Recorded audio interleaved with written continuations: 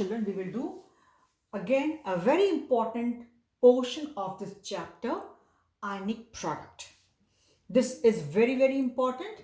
And mind you, after understanding this term, this concept, you'll be able to understand the concept of common and effect also more easily, and you'll be able to answer questions also based on common and effect once you understand this term properly. Now children, here we begin with ionic product. As the name is indicating, ionic product means product of the ions. What? Product of the concentrations of the ions, obviously. So suppose I have a salt compound, ionic compound like this, AXBY. So you see, if it breaks up, it will be breaking up into X times A, with the charge will be Y plus, and Y times B with the charge X minus. So these are the ions present in the solution.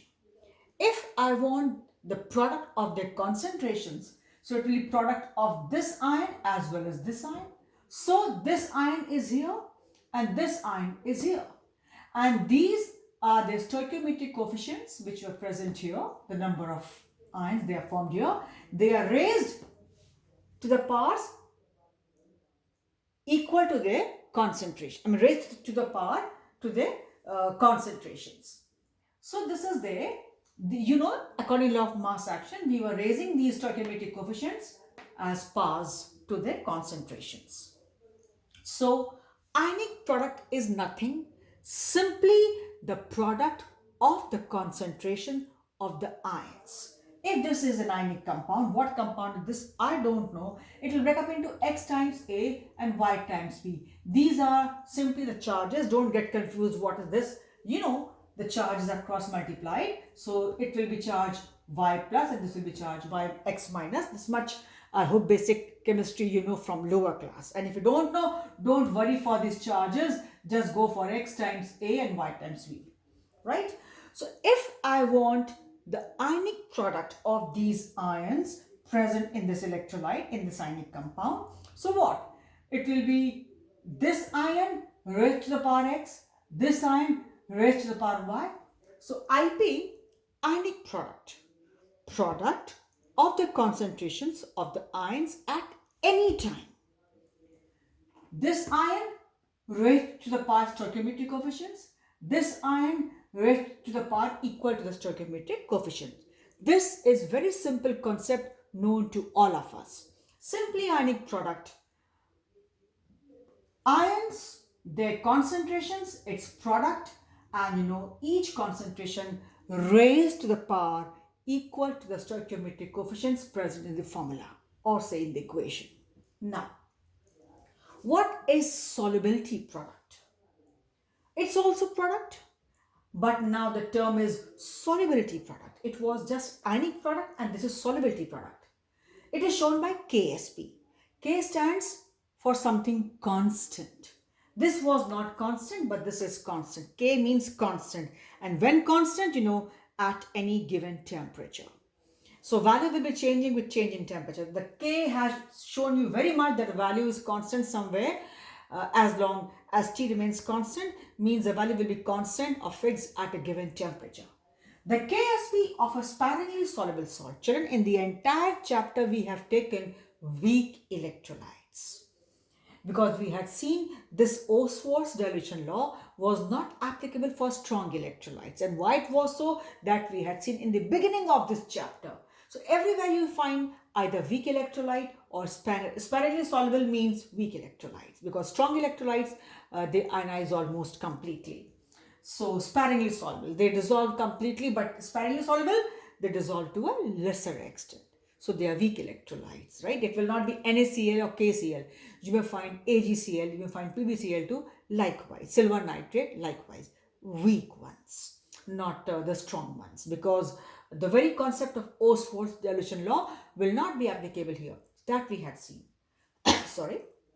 The KSP, solubility product of a sparingly soluble salt. Salt which is weakly ionized or say dissolves to a lesser extent, weak electrolyte, at a given temperature. Sparingly soluble, hope you understand.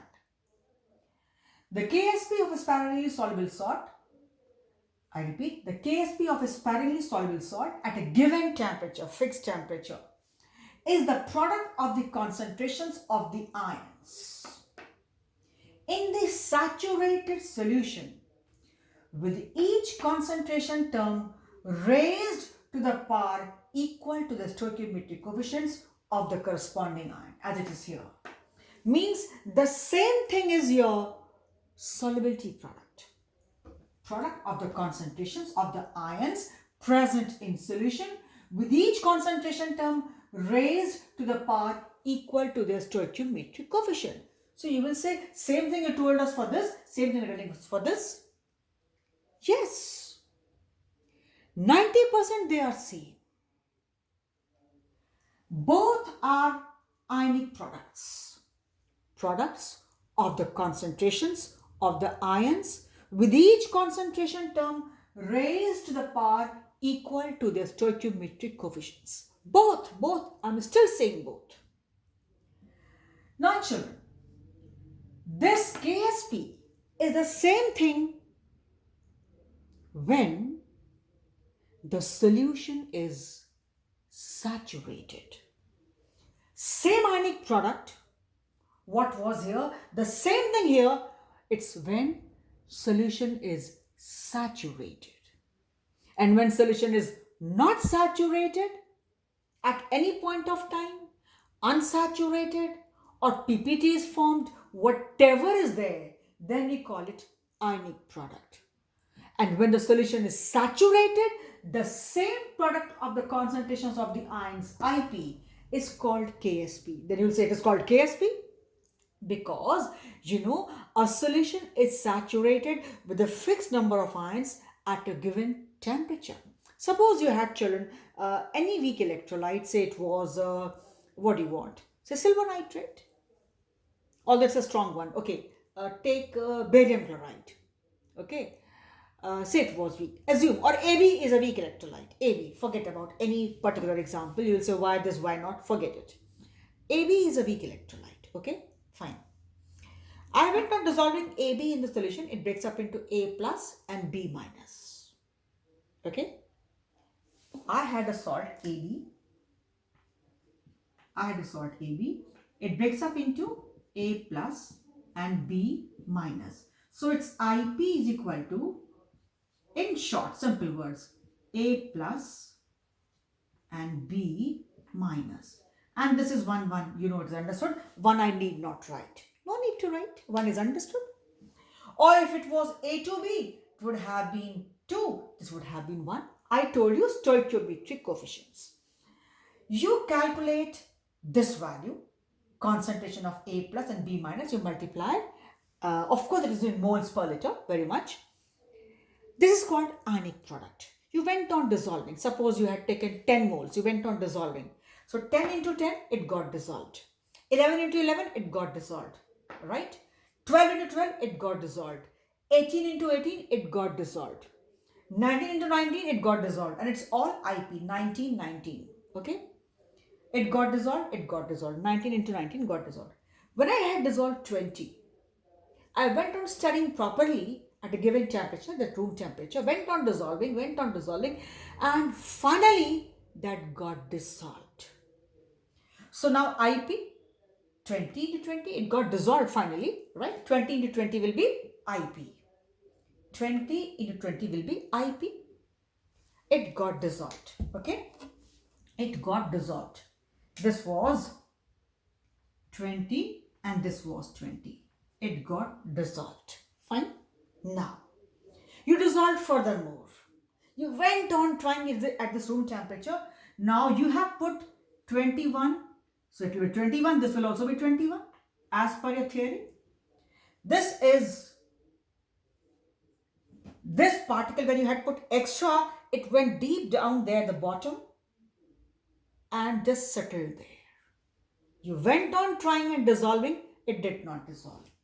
When it was 19 into 19, it got easily dissolved. This was also IP. Even this is also IP. But this is when solution is saturated. saturated. Solution is saturated. Okay? This is there when solution is saturated. So IP, IP, IP. This was unsaturated. Unsaturated. And this is, you can say PPT. You can say it as PPT or not dissolved, right? PPT or not dissolved. So you see, children, when solution got dissolved completely till 19, when you had put 19 moles of AB, it went on dissolving and dissolving and dissolving. So you went on calculating IP at every point of time. 1 into 1, 2 into 2, 3 into 3. Why? If at AB is just 1 is to 1, so if 2 is A, then 2 will be B. Right? If 3 A's are formed, then 3 B will be formed. So 3 into 3, 4 into 4, every time you went on calculating IP till 19. You went, when you had put 19 moles, 19 into 19, you went on dissolving. It was IP. When you put 1 mole extra, now it's 2020, after a lot of efforts, finally it got dissolved at that particular temperature. It's all at the same temperature. It got dissolved. Your solution was saturated. Why and how? Because when it put 1 mole extra, now it was theoretically 21 into 21. I went on trying to dissolve but it did not dissolve, rather it settled down. But theoretically IP is this, 21 into 21. So children, these all are IPs. But when the solution was saturated, we call it KSP, solubility product.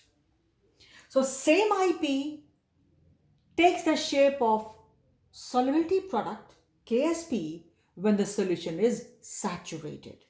Since its value remains constant at a given temperature, because every salt has a fixed solubility at a given temperature. Hence, it has been shown by KSP. Every compound has a fixed value of solubility product at a given temperature. You see sugar, common sugar, or even the normal table salt. You dissolve, say, 50 moles in half cup of water. But if you warm up water, maybe you can dissolve 10, 15, 20 moles further.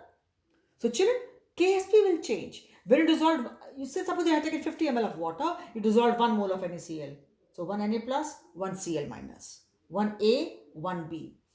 3, 4. So 4 into 4, 5 into 5 will be the ions. You went on dissolving 9 into 9. Fine. You went on dissolving, it went on dissolved. When it put 10th, suppose, it dissolved. Finally it dissolved. 10 into 10 is also IP. But when it put 11th, suppose, or 12th, 11th also dissolved. 12 into 12 also dissolved. 18 into 18 also dissolved.